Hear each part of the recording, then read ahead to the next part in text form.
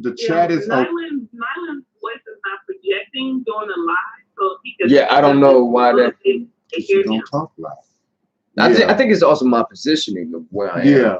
So that's why I'm trying to sort of. Okay, so here we go. So you're back on live on YouTube right now. Yeah, I'm back on live. Right now. Okay. Okay. Okay. So I want to say something because this topic is perfect for me. It really hit home. Okay. In my family is non-judgmental on as it pertains to religion. Okay. Everyone's Christian. Some people have converted to Islam. People have become Seventh-day Adventists. Jehovah's Witness in my family. Yes. It's whatever you do, just don't bother them. But in my circle outside, because I told people, or not everyone, but most people, I told them that I was no longer Christian, that I believe in a higher power, but I believe the higher power is in me and not in the sky, respectfully. Yeah. And people, for the ones that received me, they thought I was of the devil, they thought I worshiped the devil. Of course. They told me that I was evil, that I needed Jesus. And then some people now, I've gone to where I feel like I have to sit back quiet and listen to people quote scripture, which I'm not mad at the magical book because there is truth in every lie.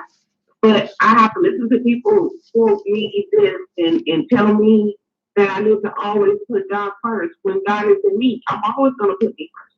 And then I feel like, and I don't mean to disrespect anybody, but I feel like how in certain communities or people that are coming out, that's how I feel. I feel like I'm having to come out. Yeah. Yeah, I agree. Even in this, as I said just before we had technical difficulties, even in this climate of so-called witchery and black magic and voodoo and hoodoo and Hebrew Israelites and Kemetic magicians and etc., I asked the question, how many of you are that to your mama? Do your mama know you to be that? Does your daddy know you to be that? Does your grandmama, your guardians, or your best friends? Because in this environment, it's easy for people to mask, to perpetrate, to pretend, that there are many things you can mask to be and choose to be a shapeshifter of any sort in social media. There are filters for that. They got masks for that. They got makeup for that. They got costumes for that. But voodoo, and particularly the voodoo that I'm bringing to you every day, it's not that. This is religion. This is ethno-cultural religion. This is more than just what we personally identify with. We're also representing what our ancestors identified with, and what a particular cultural, ethnic demographic might identify with. And that's why I introduced into the conversation the idea about religion and racism, because we've been taught religion, particularly the African in the quote unquote new world, the African in the Western world, and now the African in Africa has been taught religion by someone outside of their culture, by someone outside of their land, by someone outside of their heritage and their lineage and their ethnicity. And so that has become the quote unquote norm. And callers, please be patient. I'm going to open another phone line momentarily. Just be patient. If you want me to open your line, though, you must press the number 1 that raises your hand visually for me, and then I'll open your mic. Area code 973. I'm not okay. Thank you, 973. I was just about to say, as an example, you had not raised your hand, so I wasn't going to unmute your mic. Just as soon as Nylan the Traituer makes his comment, I'm then going to unmute your mic and then bring you also into the conversation. Area code 973. I was going to say also, as he speaks of African and the African culture being raped to death, also the Native Americans and the indigenous people of this land was raped to death also at the same time, and if not prior to them. And that is something that when we talk about what has happened in America, what America has gone through. A lot of times we do miss over our experience or the experience of people that has been here, that was here before, and that knew this land and the waterways and systems that operate on this continent before we came here.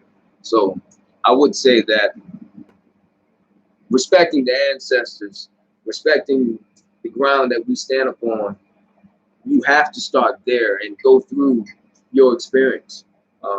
I would say that not out of ego, out of being accurate, out of addressing, out of acknowledging completely and fully and wholly.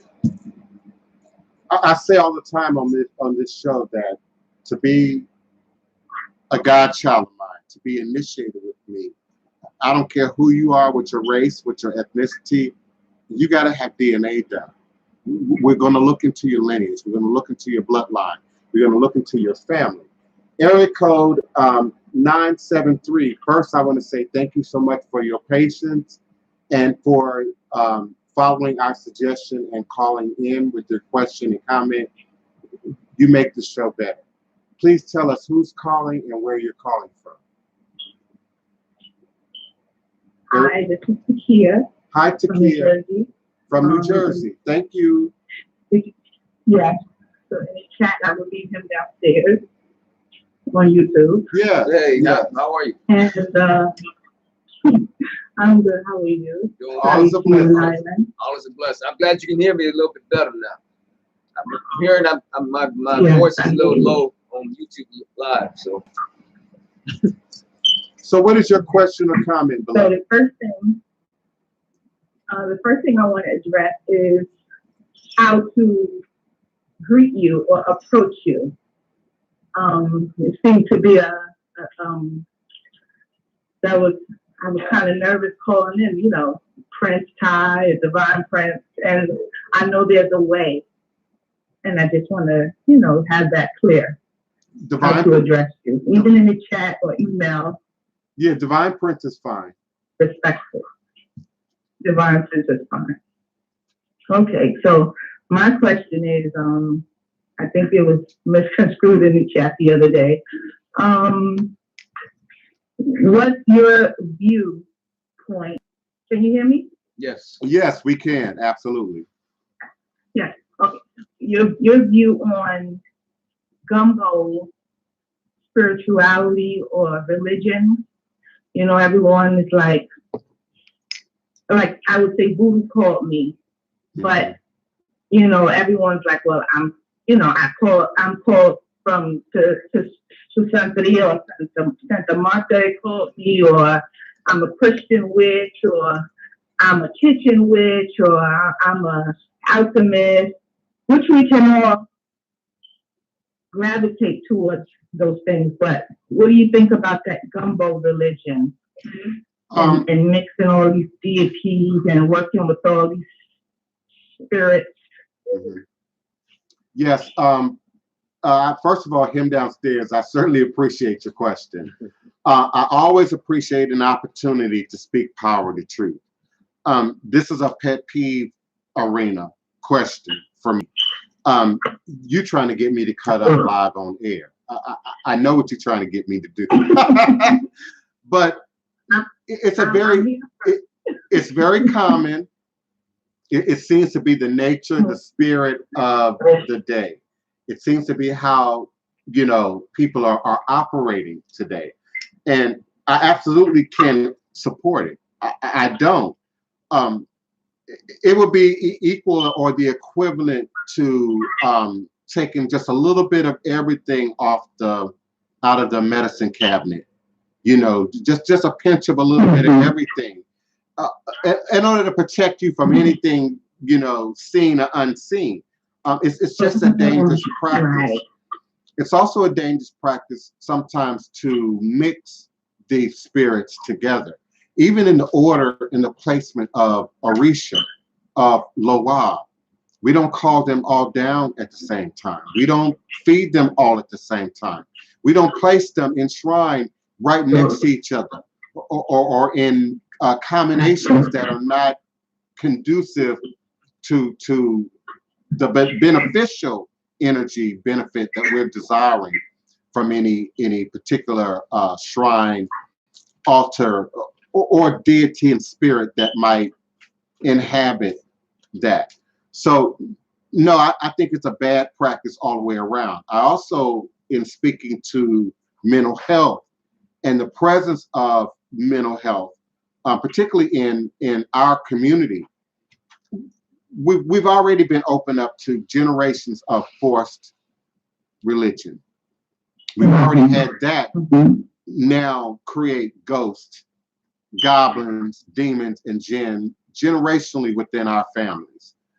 Whether we're talking about the Catholic Church, you know, and the child molestation abomination, you know, or if we're talking about, you know, some of our other branches of Christianity, Jehovah's Witness, evangelical Christianity, Baptist, whatever it might be, and some of the abuses and abominations that we know have gone on there, continue to go on there, not just historically, you know, again, talking about slavery, but families being destroyed, abuse of children, abuse of power, fraudulent greed, things that leave a taint generationally.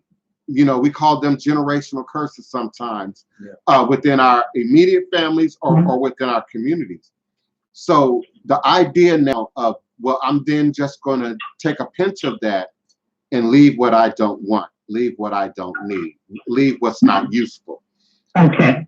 I use the magical book, particularly when I'm doing a broadcast or teaching, as a tool of instruction, because again, we all know it to some degree. We're all familiar with it to some degree. And had it not been for slavery, the missionaries coming, we wouldn't be Christians today. Many of you would not be Christians today. So the idea that many people are willing to hate you, to block you, to denigrate you, to project evil, dark, negative energy upon you because you no longer choose out of ignorance. To walk that path. It's just a dark voodoo in itself. It's just dark magic unto itself. So now we have an environment where people are dealing with the PTSD associated with that. I have a problem with the church. I have a problem with authority. I have a problem with organized religion. And now they're doing what you call the gumbo. And they're taking bits and pieces, even creating their own thing. Well, I don't need your initiation. I don't need to better understand. I'm going to create my own thing. You know, I'm going to do my own, you know. And now they're operating in what is known as chaos magic. And even in chaos magic, there's order to that. Go ahead, beloved. No, and you're right. It's like you use the word schizophrenic. It feels schizophrenic. You know, I'm using Indian mantras and I'm burning, you know, Santeria candles, and I'm still using the prayer book from the Bible, and I'm just like, this is too much. I gotta stop. And I did. I just took a lot of these statues and candles with idols. I just threw it away. I said, stop. You know, and what do I gravitate to? And the first thing I need to do, I plan to do this year, is the blood test. You know, people online, when you follow online, it's kind of dangerous because they've made it taboo. Don't do those blood tests because they just want your DNA, they just want your blood, they just, you know, so I'm not going to do that. That's what I called earlier in the show. That's very important. Beloved, that's what I called earlier in the show, that conspiracy theorist religion. Because people believe that if they don't have, you know, if they're not a Christian or they're not a Jew or they're not a Muslim or they don't, you know, commit to a particular path, that they're not religious. And that is not the case, particularly when we look at mental health, particularly when we look at PTSD, post-traumatic slave disorder, and particularly when we look at this present wave of gumbo religion, you know. So we've got to be clear about mixing what is a belief, what is a philosophy, with what is factual, what is actual, and what is scientific. And so those who now don't aspire to religion, but maybe you're doing conspiracy theories. Maybe your thing is the financial market. Maybe your thing is the politics that go all the way back to England, you know, and the Holy Roman Empire. That is now taking on religious-like thought form for you. It's now taking on. It's replaced. The one addiction has now been replaced by the new addiction.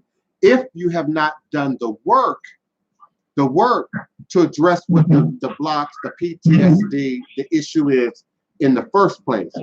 So you can't come at any religious belief. You can't come at any spiritual practice. You can't come at crystals if you're not willing to look at your own mental health.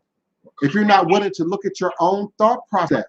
If you're not willing to look at yourself in third person enough to say, what I need to remove that's no longer serving me, that's no longer beneficial to me, that's no longer helping me and my children and my grandchildren to grow, and then be open to the receiving of something new. Now there is a particular scenario where, okay, the gumbo religious path might make sense. And I compared that, beloved, to self-initiation. If you're going to really be serious about self-initiation, you're not going to sleep a lot. You're not going to eat a lot. You're going to read hundreds of books, just like you would at university, just like you would in college. You're going to be sitting at the foot of many professors. That would be the college word. So in spiritual word, that would be mentors, elders, people who are titled legitimately. That's the most difficult path to take. That's the most difficult path to take. Now, you can take it. We're all open to that. And to some degree, we all are walking that, because you still now have the personal responsibility and obligation to do your homework. To don't take what I say as to do your homework. Right. Even when you talk about even when you talk about doing the DNA, I would say the DNA is a step towards that, but you also have to understand that DNA is also still evolving now. This DNA comes out of a racist science mind. Not saying that all science is racist, but I'm saying that there was a lot of racist people that was in science that crafted science to be something to benefit themselves. And we all have that way of doing things, but the fact that I feel like we all us that sit in this in the Black community, we sit in a place where we are in the crux of so many different mixtures of everything that we are looking for a solid foundation to begin. And I believe that it allows ourselves to be recruited by these great personalities on YouTube. Yeah. Oh, well, it goes way beyond just the great personalities. Yeah. It's the TV commercials. It's the food. It's the advertising. It's the marketing. It's the politics. All of that. Now that's the gumbo. That's the gumbo for you, baby. All of that goes into, as I was suggesting earlier. Greetings, Chula the Rapper. Thank you, Cut Dog Creole. Thank you, Growing Magic. All of you who I haven't named on my Instagram for being present. Listen, if you can hear us clearly, or if we have an audio problem on Instagram, let me know. Type it in so I can know. Funky Lotus. But all of those things, beloved, go into, hey Cam, the Cam era. Yes. All of those things go into how my Blog Talk Radio audience just left us. So, Kiona, now you all have to go back to YouTube.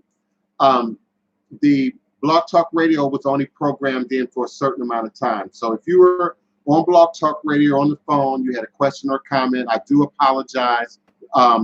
You can now get back on YouTube and type your question, comment, or request in all capital letters, and we'll be more than happy to respond to it. Hey, Kayla. Yeah, that how we think is often greatly influenced now by these outside factors.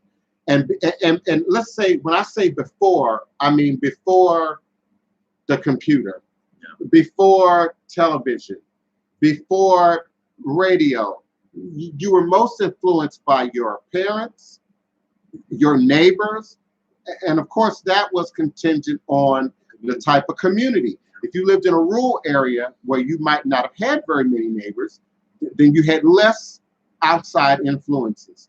If you grew up in the city, you had a great deal more neighbors, and depending on the behavior of your parents or your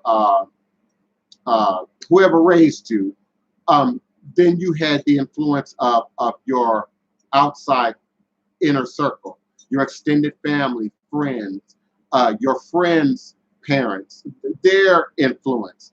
But now today we have not just radio and television, but indeed we now have the internet, which not only allows any voice, every voice who chooses to be heard, who chooses to speak up with authority and conviction, to be heard and documented and recorded, but there's no gatekeeper there to determine what's real or what's not real, what's factual or what's not factual. And then you add commercials, advertisements, even on your YouTube, even on your Facebook, even on your Instagram. Someone is trying to sell you something, market something to you, even if it's just an idea, even if it's just a thought. We're now hearing that, Trump is upset because they had this press conference, and there's proof now that Russia is interfering in the next election. So this is a big thing now about your very ideas being manipulated. Yep. I periodically have to remind people about COINTEL and what COINTEL is. And let's be clear, there's no documented proof that there was ever an end to COINTEL. In fact, I believe right around the 70s, as the computer technology was being introduced, COINTEL just evolved into something bigger, something more elaborate. So I know for a fact that there are quote unquote Black nationalist groups, Black nationalist identities and characters in social media that are not even Black, that are not even American. Even Native American that are not Native American. Yeah, you got to speak up. They can't hear that. Leaders, officials, people that's in power, presidents, chairmen that are not even Native American. They might have some of it in it, but they're not operating for the benefit of those people. They're operating for the benefit and come out of the benefit of other peoples that are trying to take claim and take ownership of something that is not theirs. But my thing is, what we have to do is stand up. We have to take ownership of the things that are ours and that are true to ours. And the only way we can do that is by, like you just said, you have to do the research to figure out what has been done to you, what have you gone through, what type of manipulations and things that you have been put underneath in your own life, in what form, and how can you, and what can you do now to repair yourself from out of those situations, take yourself from out of those situations, removing those altars, removing these type of groupings of people that are around you, that surround you, and are saying or doing things to you to make you feel like you're not doing the right thing. Even in that great magical book, Keon, it says that there are people who call themselves Jews who really are not. Those who call themselves Jews as though they were. Identity is masked now with this technology. Who are people really? Do you believe the username? Do you believe the pictures? Now I use my video a great deal in social media. I don't know how many of you do, but I use my WhatsApp and my Skype and many of the other mediums that allow you to get close up and personal with people, faces and things. I have greetings everybody in Instagram, and I pray you can hear me. Thank you for commenting. You're right, Funky. Ray the Motivator, thank you for responding about the clear audio. We will have to dig deep to determine what's real and what isn't. Yeah, we have to dig deep, and we have to be willing to do our homework. And when you as a consumer, you can be a consumer not just of products, not just of the 800 and 900 number, the infomercial on TV. You can also be consumers, home shopping network. You can also be consumers of information, consumers of propaganda, consumers of pop cultural favored stuff. TikTok is based entirely on what is most viral, what's most popular. Its algorithms are set to that. Its tools and services that are available to you are geared towards that. So your content is not always deep. Your content is not always relevant. Your content is not always truthful. Your content is not always real. We're using masks. We're using filters. We're using apps. We're using makeup. We're using disguises. As a performer, as an actor, I use makeup all the time. But I'm not averse to being real. I'm not averse to being naked. Where's my Kleenex? I'm not adverse to having stubble on my face. We've got to be real, and many of you trust me for that reason. Many of you know me to be who I am because you've seen it consistently, not just in virtual space, but those of you who've come to the city, those of you who've Skyped with me, those of you who've made an extra attempt to do the homework, to research the background, to get clarity about who this guy is and what he's talking about. But we're still being fooled and being tricked by candle magic and glittery filters and Maybelline, and CoverGirl, and pretty faces, and are equating that to people who are truly qualified in hoodoo, truly qualified in voodoo, truly qualified in conjure, truly qualified as psychic readers and tarot card readers. Everybody who buys a deck of tarot cards shouldn't be a reader. Everybody who has the availability in the West to buy and purchase something does not necessarily need or require the purchase of any particular item in a capitalistic world. That's what capitalism is. And so capitalism shows up now in our information superhighway in sort of the entitlement that we have a right to all information. We have a right to utilize all information as we will. Information comes in different languages. So you have to learn different languages also to be able to capture a lot of information, especially what you're speaking about in terms of African and voodoo, in terms of the different languages of voodoo. There's so many different languages. Hoodoo, you come to Louisiana, it's a whole different language. You got French, you got Creole, you got Spanish, you got tons of different dialects of Native American, you got Yoruba, and you got Gullah. So it's America.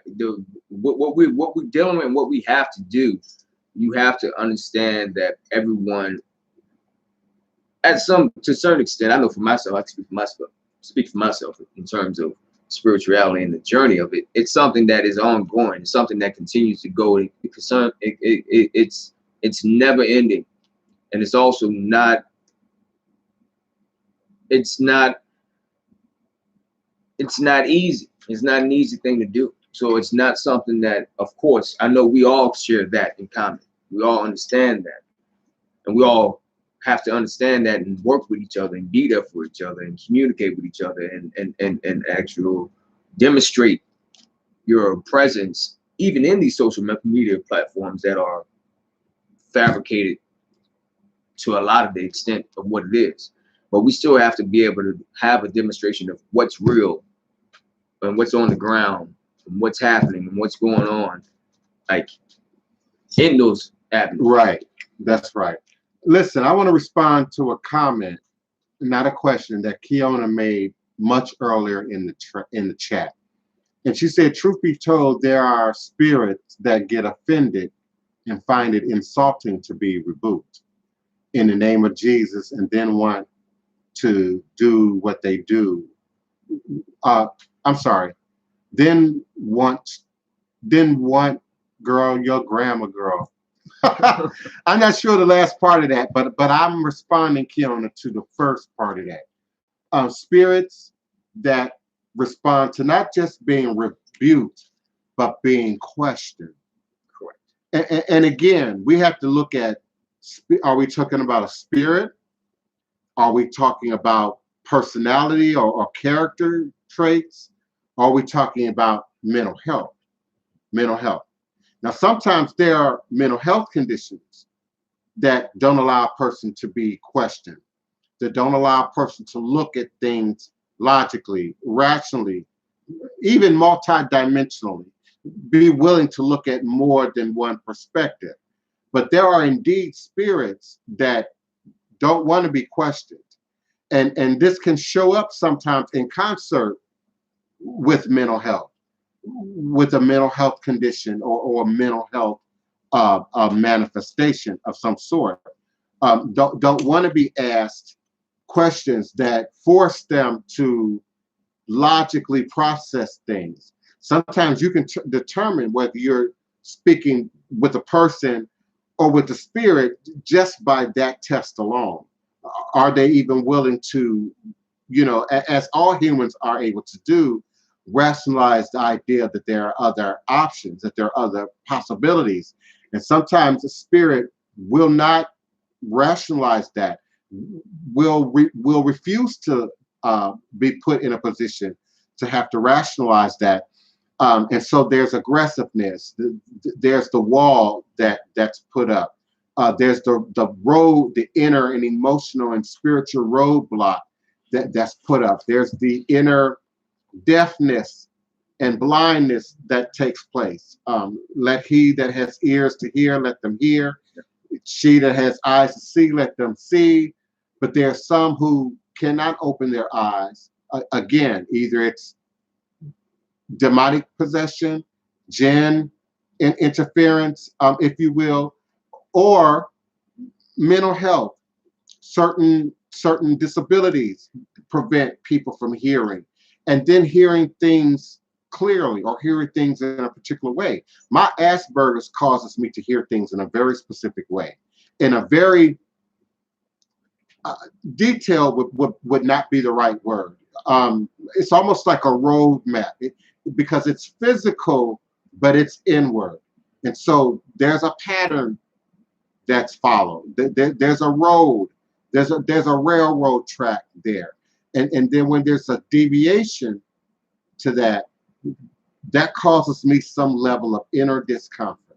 And as a spiritualist, I have learned to use that tool, much like Judge Judy. Judge Judy says all the time, if it doesn't make sense, it's probably not true.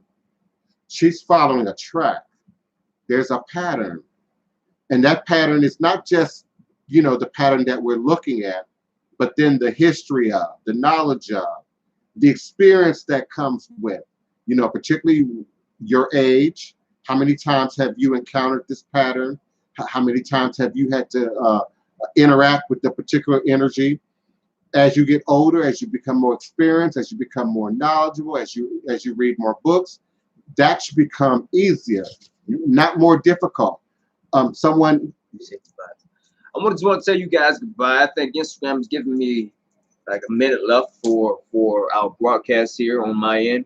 So all you down in my chat on Instagram Live, I just want to say thank you for your time today. And I think we're going to be ending in the next 30 seconds. But I just wanted to say, if you guys had any comments or questions, feel free to put them in the actual comment chat room, or if you want, speak up to hear. We can definitely we'll look forward to hearing you and seeing you next time. And I appreciate your input and all that you guys had to say, Cam, for coming through, and Madam Claire, spiritualist, and also Becca and my good friends in New York. Love to see y'all again soon. Nelson, and yes, everyone that was in, Kayla, who's probably on YouTube Live. Yes, thank you. And I also appreciate everyone in my Instagram. Thank you so much for the love, the support, for showing up, for showing out. We will be ending momentarily. I take Funky Lotus. I take live calls at the beginning of the broadcast when my blog talk radio stream is still running live. I only had it set to 45 minutes today. I will probably set it to a longer period of time in the future, so that people will still be able to call in during the entirety, during the length of the show. But right now, Instagram is only allowing you to do about an hour or so, maybe a little bit more of live airtime. I'm also getting a countdown. I have a minute and 30 seconds left on this live Instagram feed. The Facebook Live, we tend to have a little bit more control over. And so we tend to stay in Facebook. I'm sorry, not Facebook Live, YouTube Live. In my YouTube Live, we have a little bit more control. And so we tend to extend the YouTube Live the longest. So Instagram is ending in about 1 minute.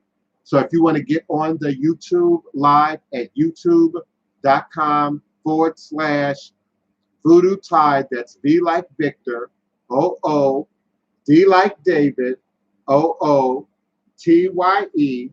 You can find us live still on YouTube. But Instagram, I thank you. I appreciate you. Thank you, YouTube Live, for being patient while we close out. While we close out all these other platforms. That's what happens when you broadcast on 5 platforms at once. Okay, so we appreciate you, Instagram. Please join us again Monday on our next live broadcast. And I promise, Funky Lotus, the phone lines will be open and will be open for a longer period of time. YouTube Live, I appreciate you. Type your questions, comments, and requests in capital letters, as Kiona has done, so that we can see them and respond to them. We're probably only going to do about 15 or 20 minutes more. Noon. Funky Lotus noon. I'll type it in the details. We're probably only going to do about 15 more minutes or so. So please type your questions and comments in all capital letters in the YouTube Live so that I can see and respond to them while we still have live air time. But we're talking about religion and racism, so it's on that topic. Anything that you have comments, questions about, I know that most of us come out of that background. Most of us that are spiritual now, we come out of this of an experience of racism and religion in one, and it's been an abusive in many different levels, emotionally, mentally, physically. Happy to be in church all day long. So it has taken a toll on those who have been in that practice, or those practices, willingly or unwillingly, because we was first forced into that practice by law, which we talking about community, by the thread of your life. Yeah, by the thread of your life. And those laws are how can I say it? And that environment still exists. Yeah, it still exists. Islamists want to kill you today for not accepting Allah. Yeah. So that whole environment exists. And I've often said over the years, it's lopsided how we respond to that. We blame the white man a lot for slavery, and we don't chastise Arabs and Islam enough. Yeah. And this is still going on right now today. The story of the Chibok girls. Nigeria is under attack. Let me be clear. Nigeria is under attack. Some of you are in my Facebook, LinkedIn, Twitter, so you know to what degree I post a great deal of international news, but specifically African news, because we don't see it. You aren't getting it on CNN. You aren't getting it on MSNBC unless it affects America, unless it affects the UK, unless it affects us in some sort of monetary or direct way. Everything, let me be clear, that happens in Africa affects us, but it doesn't affect the white media. It doesn't affect the American and the UK and the European media. So it's not important enough to them to broadcast this information, publicize this information routinely and regularly. So I visit allafrica.com. I visit Ghana News. I can't think of the website right now, but many other international, even BBC, but Africa-specific news, and see how religion, evangelical Christianity imported from the U.S., Catholicism imported from Europe, Islam imported from the Middle East, the so-called said Middle East. We know it's Africa, but Northeastern Africa. And so that what we associate with the Crusaders and the missionaries, it's happening today. Yeah. It's happening right now. And we now have Africans set up in position to carry out those acts because they've embraced white Jesus, they've embraced Allah, they've embraced Hindu now has a footprint in Voodoo in Togo and Benin. China now has a footprint, much like colonizers, did at one time in Africa now. So we're still repeating this abusive cycle of racism, religion, which encompasses everything else, the politics, the greed, the money, the finances. All of this is fueled by groups, organizations. You might call them fraternities. You might call them sororities. You might call them business planning groups. Very elitist. Secret societies, what you want to call them. Yeah. These groups, yeah. And it's as you talk about that, I just can't help but to think about it. We're talking about Africa, the continent of Africa, but there's been people of color all over this planet also that has dealt with similar like conditions being inflicted upon them by colonizers that had colonized certain parts of the earth where these people lived, indigenous to those lands wherever they may be.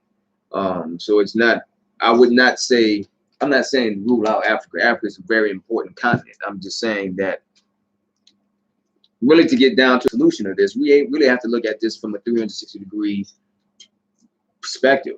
Understanding that, yeah, on the opposite side of Africa, there's another continent too, that's dealing with the likeness of the similar, and until we deal with it all, the addressing of that is such large, and it's such a shame, I must say. That Kayla asked the question: do you feel there is a difference between racism and the dislike towards a race due to trauma caused by a group of people? Absolutely.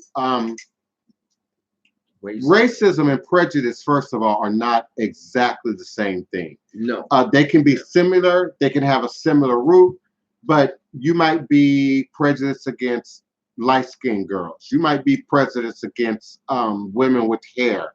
You might be prejudiced against dreadlocks, and be black or white. Yeah. I also want to take the time to note that black people absolutely can be racist.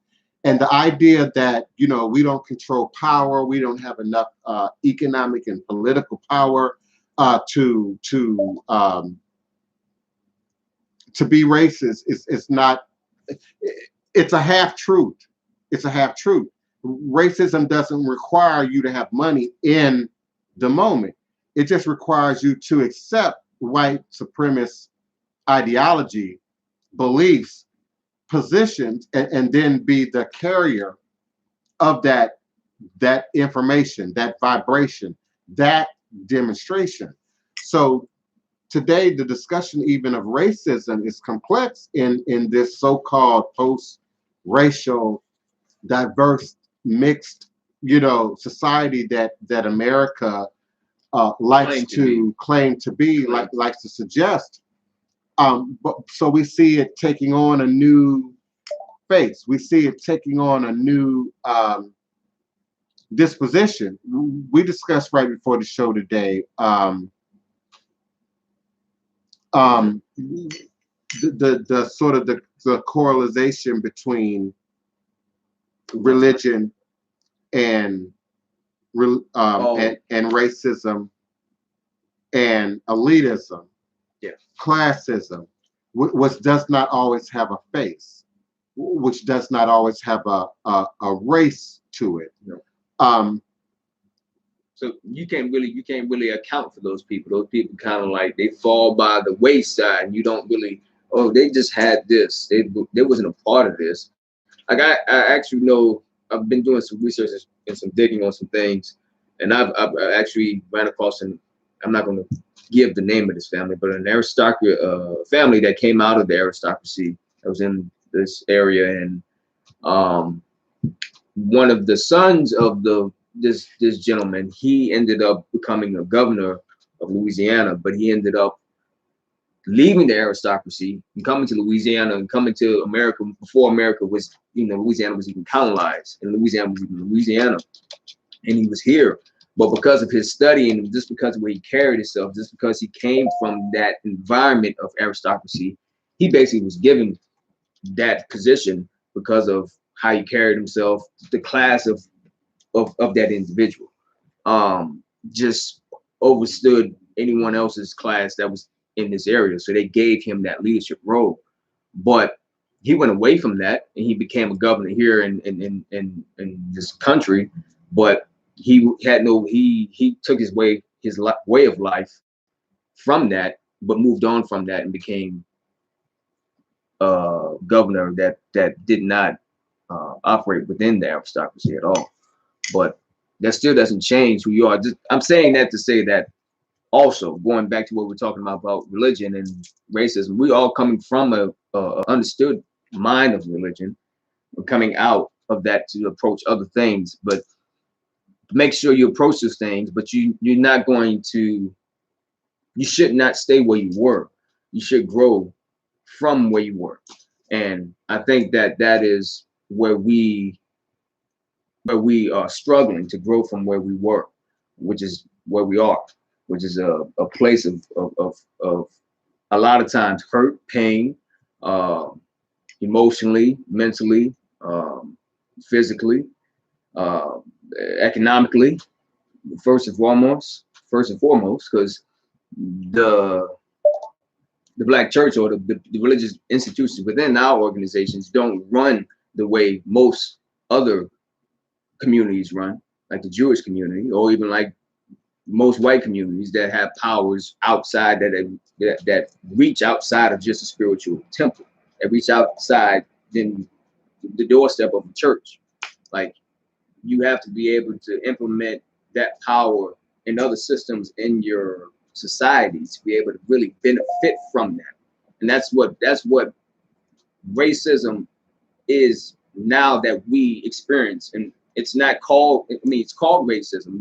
We know it as racism, but it doesn't manifest itself like it does in the 60s with the Jim Crow laws. It doesn't manifest itself within our face like it does in certain parts of the South when you have people that that just don't like you because of the color of your skin, or they're looking at you or following you around the store because they think you have to do something wrong, or clenching onto your purse because you're walking past someone that you're not used to walking by because you're not used to being around people of color. So those are different manifestations of racism that I was speaking of initially that are underlying, that come out of nowhere, that hit us, and we're like, okay, I didn't realize that I'm dealing with this to this level of magnitude of not racism, but it's racism, comes from racism, but it's the aftershock of it, I would like to say, if that's an appropriate word, an aftershock of racism. And I've checked the chat. I'm not really seeing any more questions, just comments. And of course, we greatly appreciate your comments.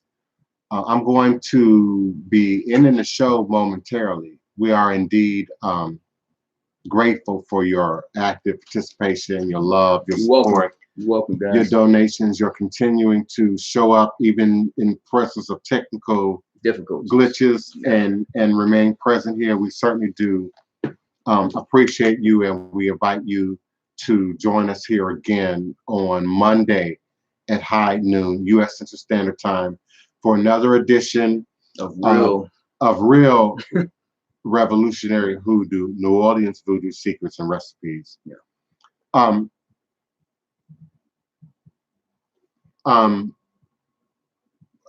It doesn't exist in my world, Kiana. It doesn't exist in my world. All is a blessing. Respect the voodoo. Yeah. My world is voodoo. That doesn't exist in my world. I keep moving. I keep it moving, beloved.